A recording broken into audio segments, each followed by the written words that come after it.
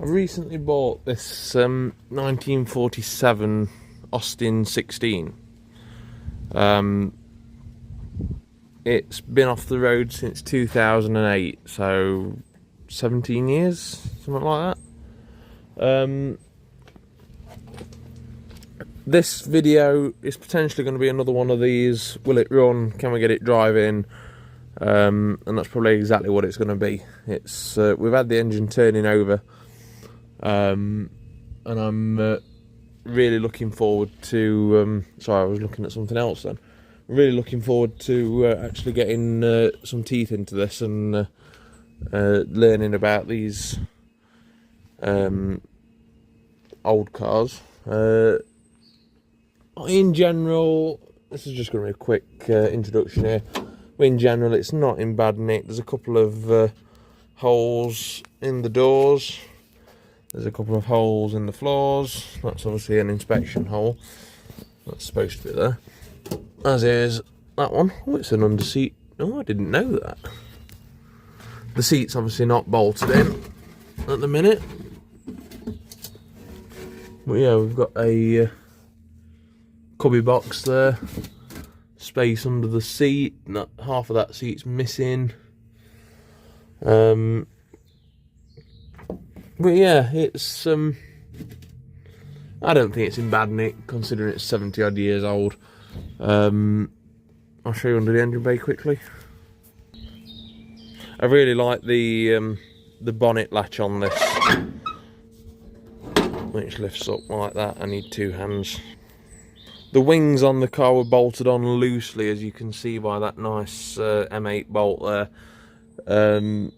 They were bolted on loosely as they were removed some time ago. So there is a bit to sort out there, but nothing that I'm worried about as such.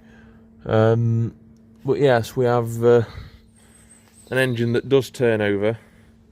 But there is no spark, so that'll be one of the things to look into as to why we've got no spark. So yeah, we don't know if we're getting fuel up there. I've no idea what that thing is, and that reservoir seems to be full of engine oil, so I really don't know. This is all new to me, and I'm really looking forward to getting into it. I'm guessing that contraption there must be the wiper motor, the wiper washer. I know what that is. That's the voltage regulator. That's the coil.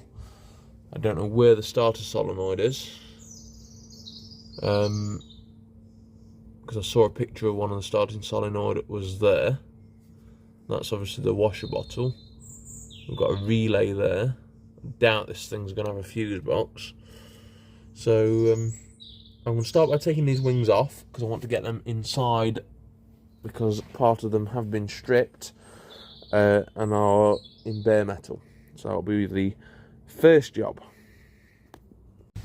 Well, I've got the front wings off and rear wings off now.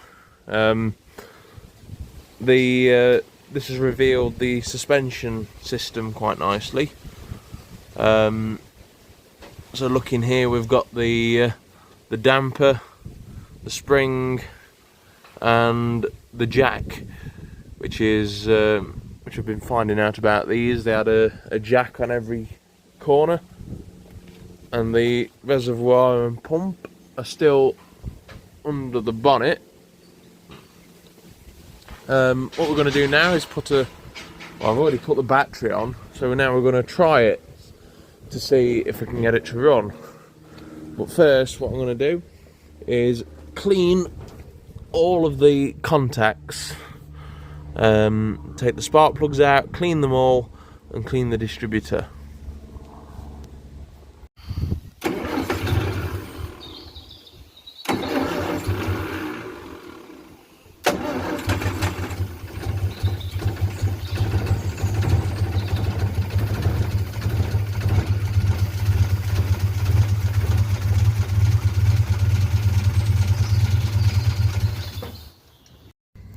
Right, with the efforts to get this engine started, I've removed the fuel pump.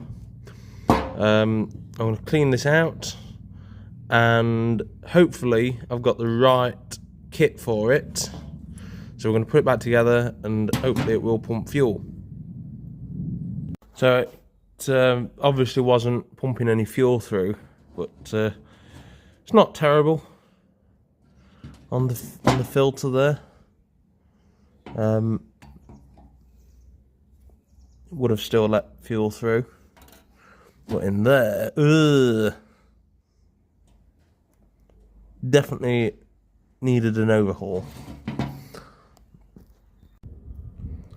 That's all the sediment that's come out of the filter chamber there. Oh, and that lot. The diaphragm is a genuine part, so I think it has been changed once before. I couldn't tell you how old it is though.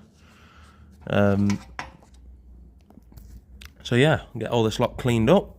I've got to pop the valves out there. You can see they've been changed once or twice. So yeah, bit to do, and then we should be able to put it back together. Fuel pump's soaking nicely in some degreaser. And I'm just going to go outside and do some general lubrication before we eventually attempt to start this. On the back of the dynamo there's this plug, and that is an oiler. So I'm going to take that out, fill it with oil, bung it back in, and then screw it back in. I think that's obviously not seen oil for a very long time.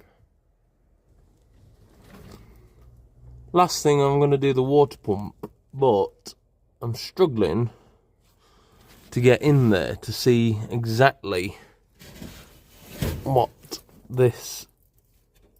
Aha, it's one of those. I don't like those. So yeah, I'm going to give it a couple of pumps from a grease gun and get grease absolutely everywhere, but at least we'll know there's some grease in it and it's not going to mange the water pump bearings. I'll just put the new valves in. I've tried not to overdo it with the centre pop in, so I think I've just got two either side on each one, I think, and hopefully that will hold them, because before there was a lot of marks on there, and obviously I've not got a lot of faith in them valves. They look a bit too cheap and nasty really, so I'm going to put it together and we'll see if it pumps. One rebuilt U-type fuel pump.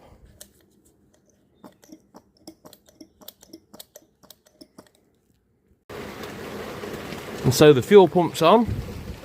We've had petrol up to the top of the pipe there, which has now been nipped up. We have petrol in the carburetor, and I believe we have an accelerator pump.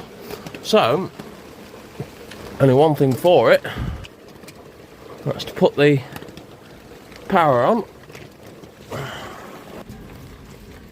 We've got engine oil, I've just checked that. Right, going hot. Little bit of choke, go for the button.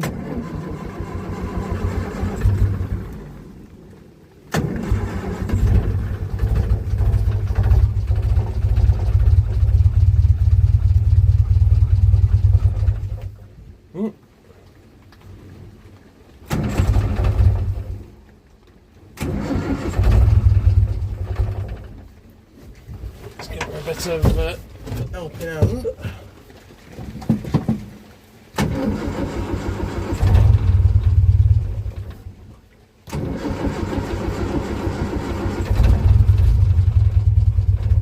Come on.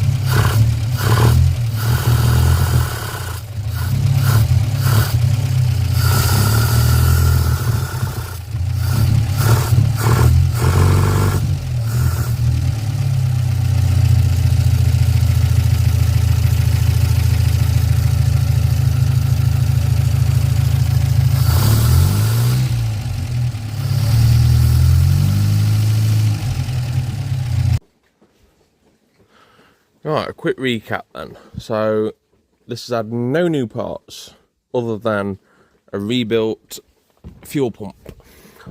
The carburetor hasn't been apart.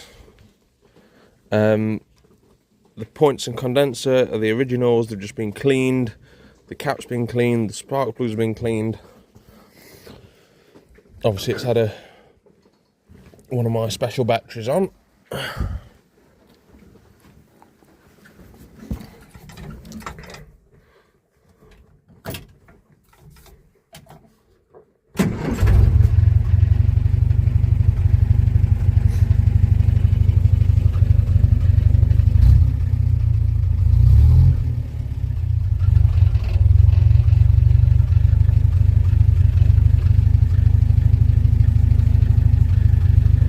The next thing is go for a spin, I think.